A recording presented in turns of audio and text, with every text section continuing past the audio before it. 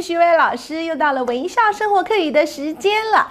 哇，今天要教的呢，都是徐伟老师最喜欢吃的，那就是到面包店里面去看看要吃什么。首先，面包店一定有面包哟，面包客家话跟我念来，面包，面包。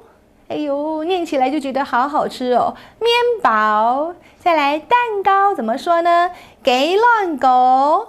雞卵糕就是鸡软糕，鸡软糕，雞卵糕，哎，这就是蛋糕。那么饼干呢？很简单，饼哎，跟我念哦，饼哎。对了，这就是饼干。糖果呢？桶哎，桶哎。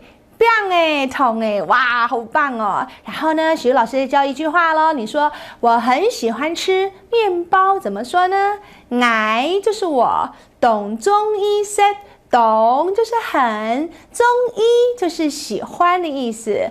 我懂中醫識，識就是吃。我懂中醫識面包，我懂中醫識雞卵糕，我懂中醫識饼哎，我懂中醫識桶哎，那就是徐老師。或者我們可以說哦，這家店的面包很好吃。這家店的客家話叫做呀間店咩，呀間店咩就是這間店呀間店咩。什麼呢？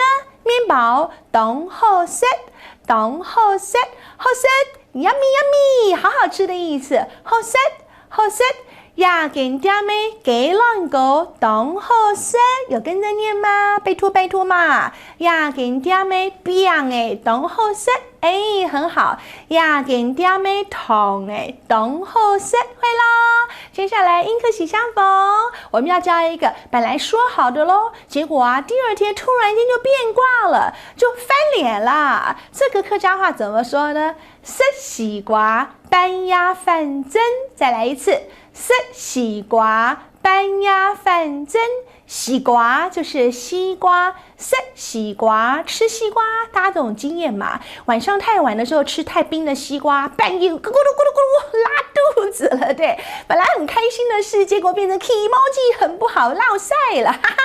所以呢，客家話說食西瓜半壓反蒸，就是指隔天突然變卦。英文有個類似的說法 ，get cold feet， 得到冷冷的腳，就是臨陣脫逃咯 ，get cold feet。今天學到這咯。